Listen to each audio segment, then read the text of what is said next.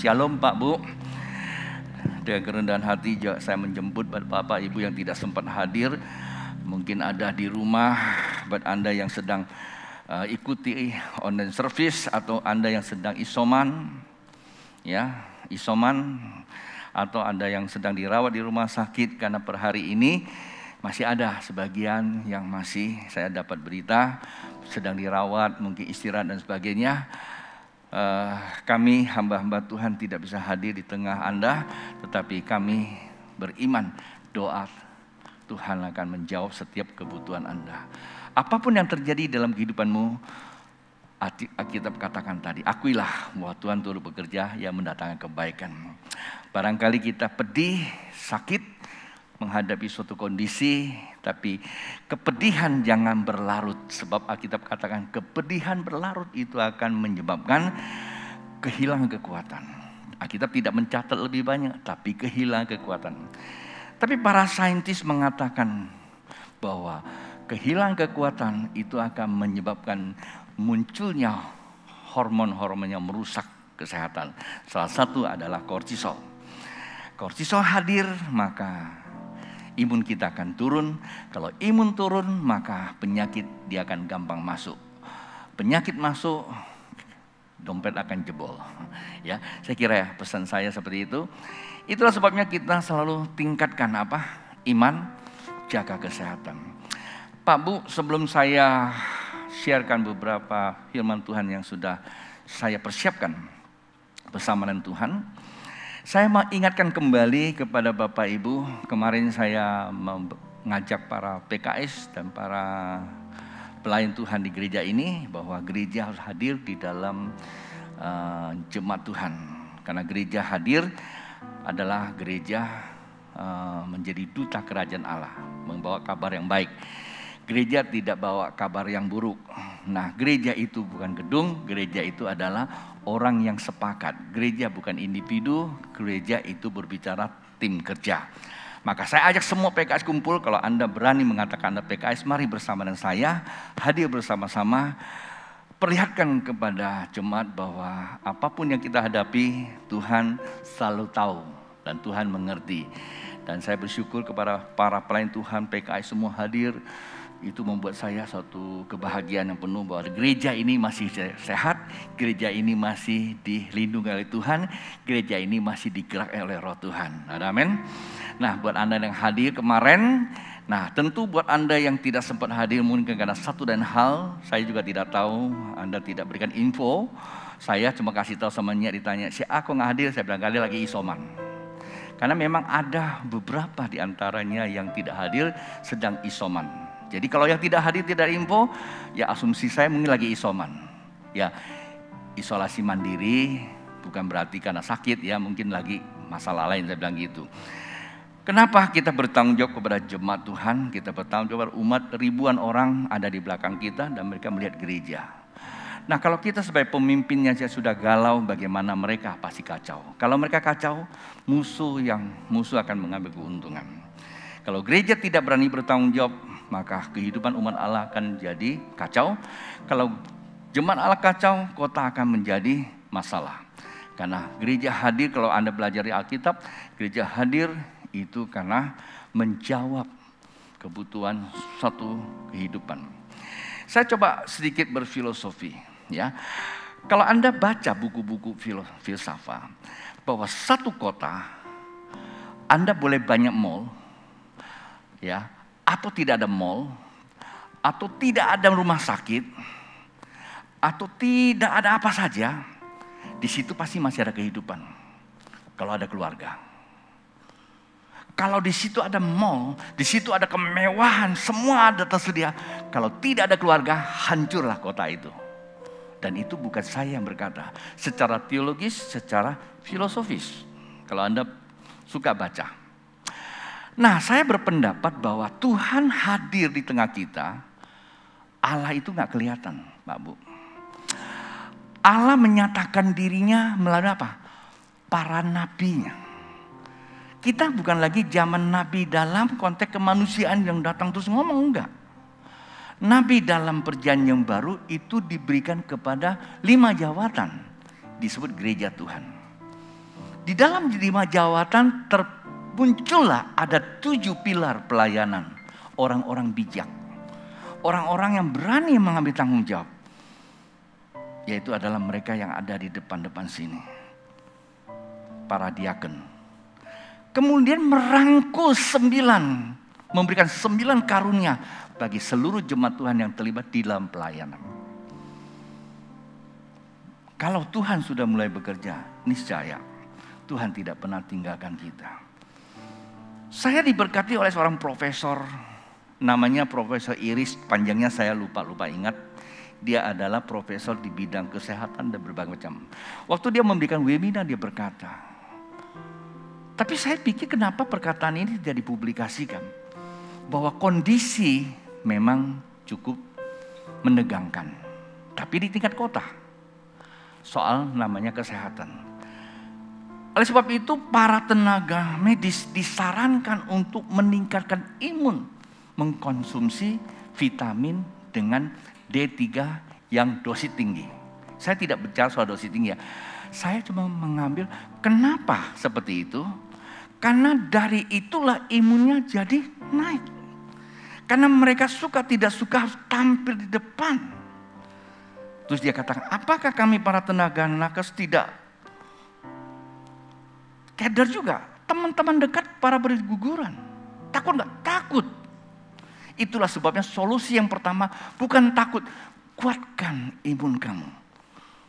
Maka ketika imun kamu kuat, segala persoalan dapat diselesaikan. Itu di seminarnya.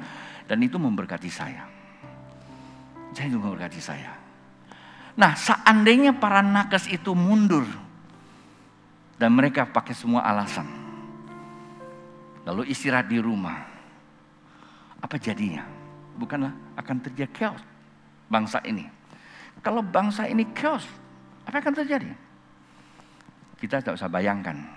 Kita bersyukur Pak Bu. Karena itu kita perlu berdoa buat para tenaga nakes itu. Ya, saya memang nggak mau kutip, tidak mau forward webinar mereka. Tapi saya kasih ke teman-teman saya. Kita pinjam karakter mereka sebagai tenaga, sebagai hamba Tuhan. Kalau mereka menggunakan vitamin D3 dosis tinggi, saya juga menggunakan vitamin D dosis tinggi, D3 dosis tinggi, yaitu doa. Diam di hadirat Allah, dengarkan suara Tuhan.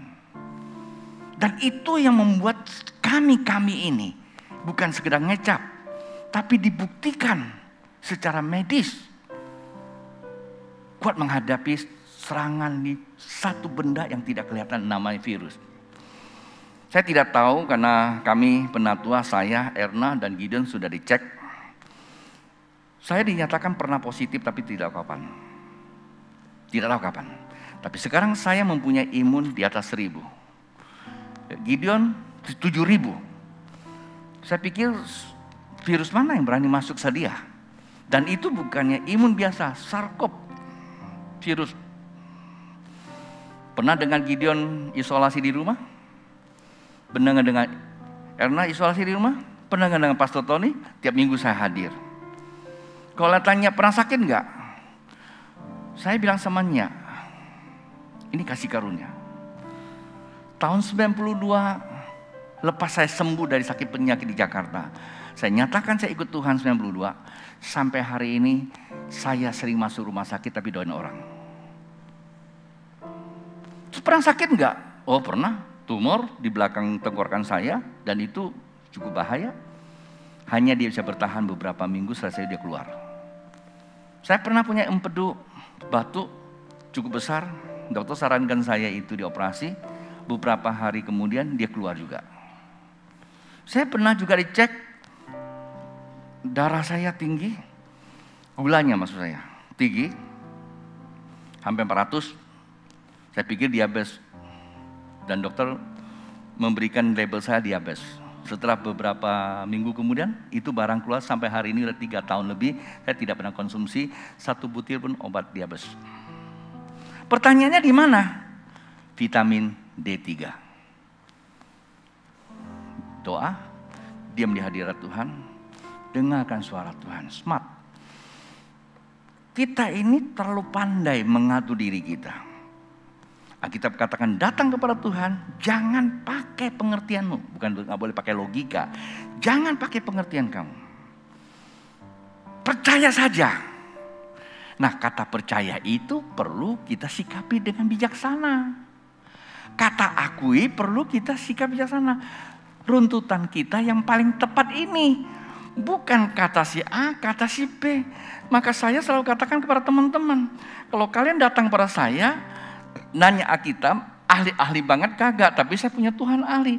Tapi kalau saya sudah kasih tahu ini, kamu jalankan, kamu kalau nggak percaya, lu ngapain nanya sama saya? Betul gak? Ya lu lakukannya lu punya sendiri. Lu udah nanya sama saya, gue udah kasih tahu, lu nawar, bukan begini, bukan begini. Saya bilang ini lu mau nanya atau mau debat? Gara-gara kita berdua debat aja berantem, ada yang begitu. Ini soal Alkitab, apalagi soal pengetahuan yang saya dapatkan. Ya ada yang nanya, saya hari-hari ini dijulukin kayak dokter. Tiap hari konsultasi soal kesehatan, vitamin. Saya bilang, itu yang membuat saya mau belajar. Sampai mau tidur pun saya tetap ikuti. Jangan ambil satu orang. Belajar, buka buku, cek jurnal. Ada banyak data saya dapatkan. Minimal kita pinjam mereka punya yang sudah namanya update, yang sudah akurat. Ya saya sampaikan. Tapi begitu saya sampaikan, dia banyak berdebat lagi. Bukan begini, bukan begini. Ya sebenarnya ngapain lo nanya? Lu lakukan yang lu punya. Kadang-kadang buat kita juga bisa sedikit merasa. Terus begitu saya ngomong gitu, saya ingat jangan kesal. Kalau kesal, kortisol naik, imun turun. Ampunilah. Nah kita ini adalah terlalu banyak orang yang aneh-aneh gitu loh yang hidupnya. Itulah sebabnya seorang ahli berpendapat bahwa manusia ya sudah dihinggapi penyakit namanya jiwa. Ada yang mau ke gereja getol, ya juga bisa sakit jiwa karena apa? Takut. Nggak diberkati, datang gereja cuma sakit diberkati. Ada yang datang gereja karena terpaksa. Terpaksa kan saya Kristen, kalau nggak gereja dia katain apa katanya. Nah katanya itu juga sakit. Ini kata orang loh ya. Tapi saya katakan begini, apapun orang boleh berpendapat, tapi biarlah hati kita yang tahu. Jangan urusin orang, capek Pak Bu. Nah itulah sebabnya begitu COVID mulai tahun 2019, di awal 2020, saya tanya sama Tuhan. Tuhan apa yang terjadi? Lalu bagaimana saya menjawab kepada jemaat Tuhan? Lalu keluarlah namanya Wahyu pasal 6 ayat yang kedua. Boleh kita lihat sebentar ya, bukain aja Wahyu pasal 6. Dan ada begitu banyak tafsiran para hamba Tuhan, tidak masalah. Tapi saya anggap Tuhan sedang berbicara sama saya dengan ayat ini. Dan aku melihat sesungguhnya ada seekor kuda putih dan orang yang menunggangnya. Memegang sebuah panah dan kepadanya dikaruniakan sebuah mahkota. Lalu ia maju sebagai apa? Pemenang untuk merebut kemenangan. Saya ingat tahun 2002 kita dengungkan, tapi sebelumnya itu 2000 sebenarnya ya. 2000 kita dapatkan. Tuhan karena kuasa-Mu lah Raja bersukacita. Psalm 21 bersukacita. Apa yang menjadi kerinduan dikaruniakan. Permohonan bibir tidak pernah ditolak. Tuhan menyambut kita dengan apa? Mahkota kemenangan. Dan saya yakin dan pasti saya ke Pontianak bukan karena saya terlibat hutang dan lari dari kota Jakarta, tempat di mana saya tinggal, tempat di mana saya mencari nafkah. Tahun 92 saya tinggalkan itu karena saya cinta Tuhan. Cintanya Tuhan taruh di hati saya. Saya cinta orang Kalimantan, cinta orang Pontianak. Lah kami ini orang-orang dari Jakarta aja merantau ke sini cinta orang Pontianak. Bagaimana terhadap kalian orang Pontianak? Datang ke sini sebuah resiko. Nggak punya tempat tinggal, tanya. Walaupun saya lahir di Kalimantan, di satu desa pedalaman. Bukan pedalaman, pinggir pantai. Tapi besar di Jakarta. Dengan status saya sebagai seorang konsultan. Bukan karena bangkrut. Ya. Dan itu kenapa? Karena ini janjinya Tuhan. Ya, janji Tuhan, kemenangan. Nah, waktu saya dapatkan ini. Saya ngomong sama jemaat Tuhan, walaupun kondisi dunia sedang apa? Sedang dikacaukan dengan berita-berita yang menakutkan. Iya, kita akui. Tetapi tidak buat orang yang percaya sama Tuhan, karena dia sudah diberikan apa? Roh lebih dari pemenang. Kalau Anda membaca kitab Roma pasal yang ke-8, 35, 36 dan 37, itu semua bukan tek khotbah saya loh. Kalau memang saya nggak punya waktu, udah selesai sini aja. Coba dibuka. Karena tiba-tiba profetik mengharuskan saya membaca. Roma 8, 35, coba dibuka. Sudah ya. Siapakah yang akan memisahkan kita dari kasih Kristus? Iya, penindasan atau kesesakan atau apa? Penganiayaan atau kelaparan atau ketelanjangan atau bahaya atau pedang atau virus COVID. Coba buka lagi. Lihat 36-nya. Seperti ada tertulis, oleh karena engkau kami ada dalam bahaya maut. Sepanjang hari kami telah dianggap sebagai domba-domba sembelihan. Oleh karena Yesus, kita dianggap orang yang bahaya, nekat. Lagi perang kok ada di situ.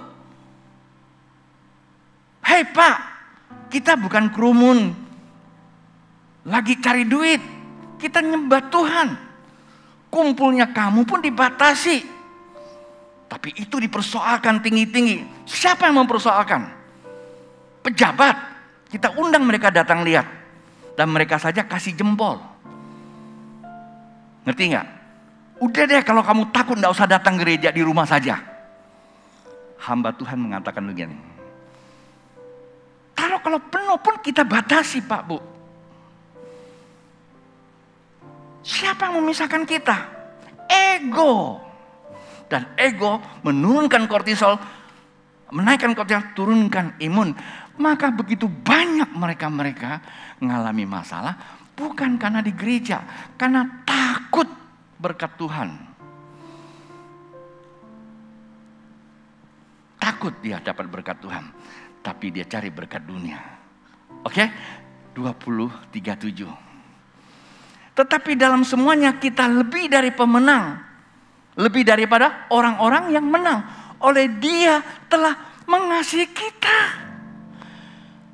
Pak Bu, saya bersyukur ada di bangsa Indonesia melihat presiden kita dan para pejabat. Mereka berupaya berbagai cara bagaimana membuat rakyatnya sejahtera. Kalau Anda lihat Pak Presiden kita, kereta cepat relnya sudah tersambung semuanya. Dari Jakarta sampai ke Bandung. Tapi dalam perencanaan di jidatnya. Sudah lekuk-lekuk. Jidatnya Pak Presiden kita. Lekuk-lekuk. Karena memikirkan rakyatnya. Dia tidak mau ada satupun di antara rakyat Indonesia yang hidup menderita. Apalagi kena COVID. Dan dia juga tidak mau kena COVID. Dan juga tidak mau hidup menderita karena kemiskinan. Dia mengerti. Lah kalau presiden saja mengerti, bagaimana Allah kita yang telah menyerahkan hidupnya buat Anda dan saya. Haleluya. Ayo sadar hari ini. Kita sedang mempersiapkan satu dimensi baru. Tuhan bicara sama saya beberapa bulan yang lalu. Saya ngomong sama Nyak, saya kaget. Terkadang ada beberapa hal saya dapatkan saya belum utuh. Hanya berupakan seperti apa namanya? Yang susun-susun apa nama itu?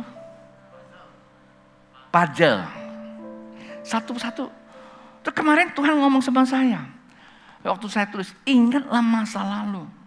Kita ini terlalu kalau mau datang sama Tuhan itu melihatnya ke depan, pengennya Tuhan kasih saya kesehatan, Tuhan jagain saya. Kalau kita minta Tuhan jaga berarti kita belum terjaga. Dah virus tahu kamu belum terjaga, kamu kena. Lah saya nggak pernah minta Tuhan jagain saya, virus nggak pernah.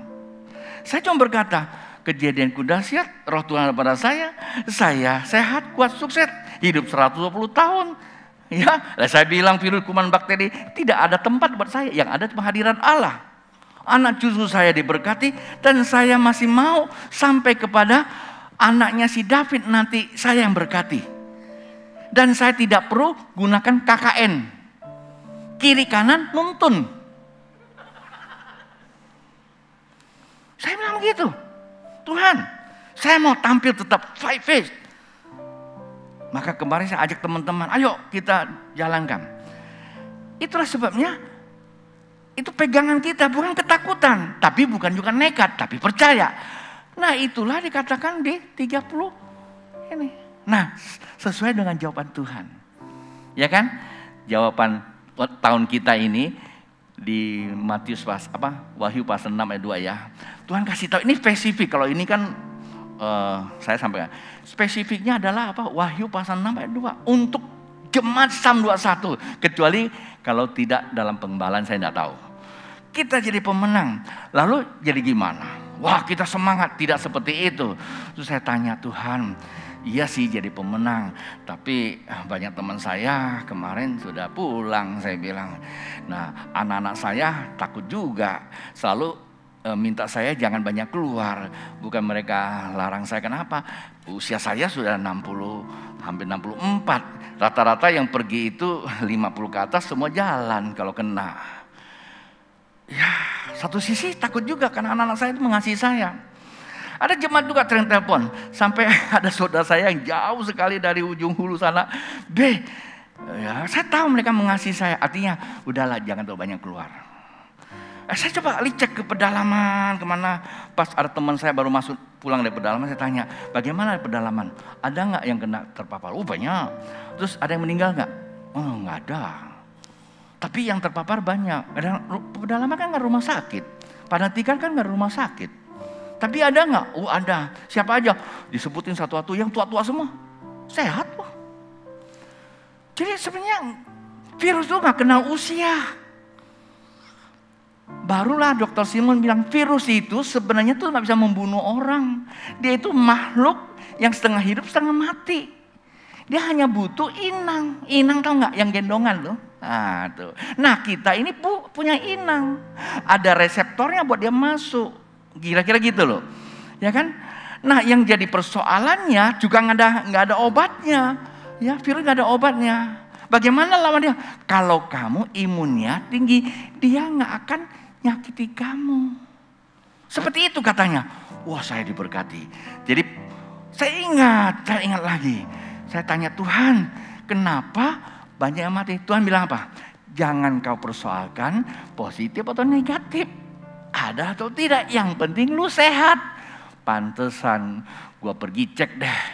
Gua nggak tahu pada ngomong positif, gua nggak lah ya, yang positif juga anak saya palingan ya, cewek ya, kalau dia positif ya wah punya cucu lagi, yang menantu saya positif ya punya cucu lagi, saya bilang gitu. Ini kan pengennya begitu.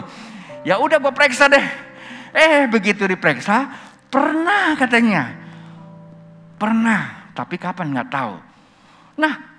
Sesuai Alkitab dong. Lu gak usah urusin lu positif negatif. Yang penting lu sehat. Dan itulah janji Tuhan buat jemaat Tuhan di tempat ini. Terus saya tanya, Git, lu cek lo Git. Iya dia, pernah juga positif. Coba gue bilang, di sini berapa banyak yang positif. Tapi sampai terpapar gimana? Enggak. Aku tanya si Dharma, Dharma kamu kena gak? Kena katanya positif. Ya, tapi sehat, gak sakit. Itulah janji Tuhan. Tapi kalau kamu ketakutan imun turun, bukannya positif. Positif jalan bisa. Bisa. Karena menurut survei, mental kita yang membuat kita masalah. Jadi bukan soal sakit atau positif. Yang terpenting apa? Sehat. Nah itulah sebabnya Tuhan ngomong sama saya ya, bahwa jangan takut soal, karena kamu udah rebut kemenangan. Jangan takut soal virus. Sebab kenapa? Karena bukan virus jadi utama. Yang jadi utama adalah otak kamu itu terlalu banyak pikir. Anak-anak saya sarankan, Bapak jangan terlalu banyak dengerin berita dong. Tiap hari baca, itu jadi ketakutan. Aku jadi pikir, iya juga ya. Jadi TV aku matiin, aku dengerin lagu Kus Plus. Ya kan? Wah, ini nasi bujangan ya, kolam susu, semuanya dengan lagu. Gue bilang nggak keren lah dengan lagu gituan. Kalau dengan rohani kan biasa-biasa aja tuh, ya. Rupanya itu Tuhan ingatkan. Kalau kita dengan lagu masa lalu, kita dibawa ke masa lalu. Bahwa masa lalu saya mikirin Tuhan bagaimana memberkati saya, itu nambah imun loh. Lalu sekarang kata Tuhan, jangan kamu takut dengan berita. Kalau kamu takut berita, kamu lupa semua, kamu jadi bodoh. Dengerin, saya dengerin sekarang. Kalau tanya saya tahu. Kejadian apa saya tahu. Kenapa? Saya buka terus. Yang masalah bukan beritanya, yang masalah bukan virusnya, yang masalah ini otak kita ini loh. Lu tutup berita, tapi otak lu mikir. Ya kan? Ada nih, saya nggak sebut orangnya satu siapa. Ya, dia dengar ada orang kehilangan ciuman, terus dia ambil, satu ketika dia lupa, dia ambil apa itu min itu, dia mau cium, kok nggak kecium, wah langsung syok dia, wah aku kehilangan penciuman. Coba dilihat barangnya, rupanya kosong. Terus Babe pernah nggak hilang penciuman? Oh pernah, 1 bulan saya bilang hilang penciuman. Waktunya lagi batuk-batuk. Kan nggak boleh dicium. Kalau nggak tiap pagi aku cium dia kan? Oke, saya akan tutup baca beberapa ayat saja ya. Karena waktu kita ini sudah selesai. 1 Petrus pasal yang pertama ayat 24. 1 Petrus pertama ayat 24, Alkitab berkata demikian. 1 Petrus pasal pertama ayat 24. Semua yang hidup adalah seperti apa? Rumput. Segala kemuliaannya seperti bunga rumput. Semua yang hidup Pak Bu seperti rumput ya. Nah, segala kemuliaannya seperti bunga rumput juga. Artinya nggak ada yang tahan lama. Kepunyaan manusia nggak ada yang tahan lama. Ya. Tetapi firman Tuhan tetap untuk selama-lamanya, ya, selama-lamanya. Inilah firman yang disampaikan Injil kepadamu. Segala sesuatu seperti rumput. Nah, saya punya pengertian. Memang rumput itu sifatnya sementara. Tapi kan rumput bukan toge. Kenapa toge nasibnya cuma hanya 1 malam? Malam dia tumbuh, besok sudah kejamban lagi. Karena dia menjadi asupan buat orang makan. Coba kalau dia ada di habitatnya di hutan, dia akan tumbuh dan dia akan beranak cucu. Bagaimana dia bisa beranak cucu? Dia membutuhkan apa? Support sinar matahari. Nah, pengertian para saintis, matahari itu memberikan vitamin. Manusia membutuhkan vitamin A dan vitamin D. Saya banyak vitamin, tapi saya pinjam saja 2. A dan ultra A itu memberikan aging untuk tubuh kita jadi cantik. Ya, B menghasilkan vitamin D. Konon katanya seperti itu. Itu dari mana? Dari matahari. Nah, seperti rumput juga. Rumput perlu sinar matahari. Sinar matahari akan menyinari. Itu disebut secara ilmiahnya fotosintesis. Ya. Fotosintesis itu mengolah namanya CO2. Karbon dioksida yang diserap oleh pohon itu. Setelah diubah menghasilkan 2 elemen penting buat pohon itu. Pertama apa? Oksigen yang sempat habis. Ya kan? Sekarang ini sebenarnya ada di sana. Terus yang kedua apa? Ya, glukonat atau glukose. Buat apa? Buat pertumbuhan si pohon itu sendiri. Nah, kalau pohon ini diam di kamar, dia nggak dapat apa-apa. Dia perlu di luar kena sinar matahari. Nah, itulah Tuhan perumpamakan bahwa hidup kita ini, iman kita ini perlu sinar matahari. Sinar mataharinya iman itu adalah firman. Maka itu firman itu kekal. Firman bukan yang tertulis Pak Bu. Firman itu adalah kasih karunia Allah. Kita bisa baca. Kita nggak pernah loh nangkap firman Tuhan. Para nabi-nabi. Tapi kita bisa baca. Itulah kasih karunia. Nah, itulah sebabnya dikatakan di dalam ayat berikutnya. Itulah sebabnya kasih karunia ini perlu bertumbuh. Ayo 25-nya saya bacakan ya. Tetapi firman Tuhan tetap untuk selama-lamanya. Inilah firman disampaikan Injil kepada kamu. Tadi saya bacakan.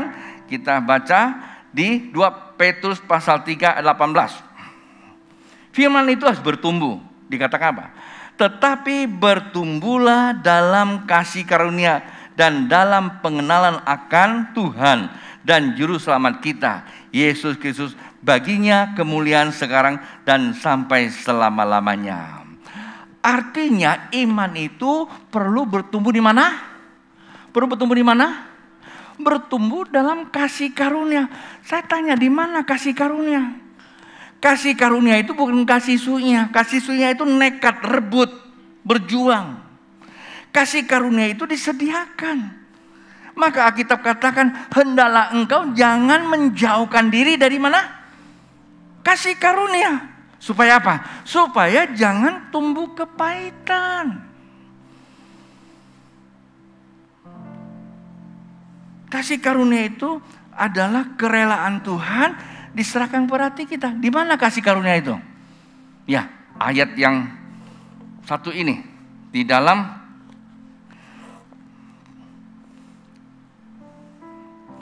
Yohanes pasal 1 ayat yang ke-14. Yohanes 1 ayat 14 dikatakan, firman itu telah menjadi manusia dan diam di antara kita. Firman itu jadi manusia, diam di antara kita. Itu siapa dia? Yaitu Yesus Kristus. Dan kita telah melihat kemuliaannya, yaitu kemuliaannya diberikan kepadanya sebagai apa? Anak tunggal Bapa, penuh apa? Penuh kasih karunia dan apa? Kebenaran. Artinya kebenaran yang sedang kita dengar, yang disampaikan oleh gereja, dan itu bersifat kebenaran tertulis dan absolut. Tetapi jangan lupa, kebenaran itu ada rohnya. Kasih karunia itu roh, Pak Bu. Kasih karunia itu benda, kata benda, bukan sifat. Kasih itu Allah sendiri, karunia ada kekuatan, maka ada rohnya. Coba kita lihat. Ya, saya bilang ada rohnya. Di Ibrani pasal yang ke-10 ayat 29. Ibrani pasal 10 ayat 29. Betapa lebih beratnya hukuman yang harus dijatuhkan atas dia yang menginjak-injak anak Allah, yang menganggap najis darah perjanjian, yang menguduskannya dan menghina apa? Roh kasih karunia. Saya tutup. Bagaimana kita sikapi? Datang ke kasih karunia itu, percaya firman Tuhan tertulis. Jangan dikomentari. Ketika Anda baca, anggaplah Tuhan sedang bicara sama kamu. Ketika kamu dengar khotbah orang yang engkau percayakan sebagai pembicara, percayalah Tuhan sedang bicara sama kamu. Jangan dengar kiri buang kanan, engkau sedang injak-injak anak Allah. Tidak ada lagi kasih karunia. Ada berapa banyak orang dengar lalu cuek. Lalu Anda masih mau hidup di dalam kekristenan. Itu namanya apa? 378 KUHP. 378 KUHP itu apa? Penipuan. Kalau kita membaca, kita tidak melakukan itu, menipu diri. Kata Alkitab. Kita dengar, lakukan Pak Bu. Maka saya bilang sama teman-teman pelaparan, kalau engkau baca Alkitab tidak melakukan, jangan jadi pelayan Tuhan. Karena engkau bukan lagi menjadi teladan, tapi engkau menjadi apa? Pecundang. Kasihan. Kalau gereja jadi pecundang, gereja tutup. Anggap saja Tuhan sudah bangkrut. Betul tidak? Jangan. Segala sesuatu boleh terjadi, tapi kita tidak boleh jadi pecundang. Kita jadi pemenang, tapi kita tidak jadi perusak. Kita jadi apa? Pendamai.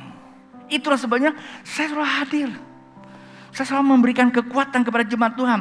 Dan kekuatan Anda bukan terletak daripada gereja, bukan juga terletak pada pendeta. Tapi gereja dan pendeta memperlengkapi kekuatan Anda. Harus mengalami koneksitas kepada Sang Empunya sorga, yaitu Raja di atas segala raja. Pak Bu, waktu kita memanggil Tuhan Yesus, Yesus kami puja. Roh Kudus itu ada di dalam diri kita. Minggu lalu kan kita tahu Roh Kudus yang diberikan bukan roh ketakutan di dalam kita. Waktu kita menyembah Yesus, roh kita itu langsung bergelora. Roh Kudus di dalam diri kita, Pak Bu, bukan seperti ingus keluar masuk karena COVID-19. Bukan seperti anak kecil main yoyo.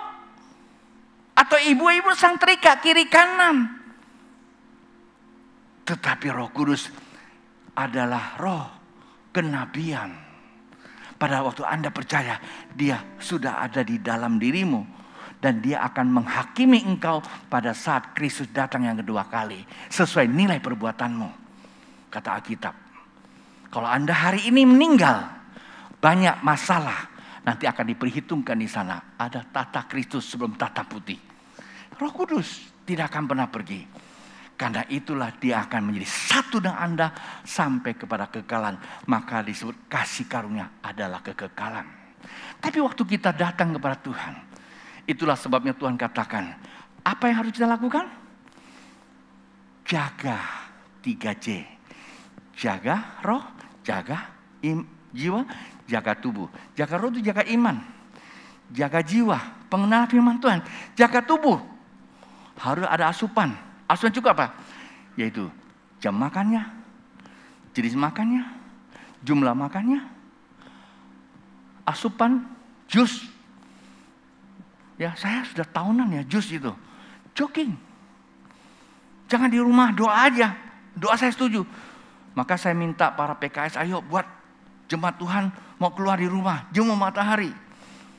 Pak, matahari lagi cukup karena PPKM. Ya, nanti juga buka tanggal 2. PPKM sudah dibuka. Oh, di beberapa tempat banyak ditutup, bangkrut. Ya, itu terserah dia. Tapi matahari Allah tidak pernah tutup. Haleluya.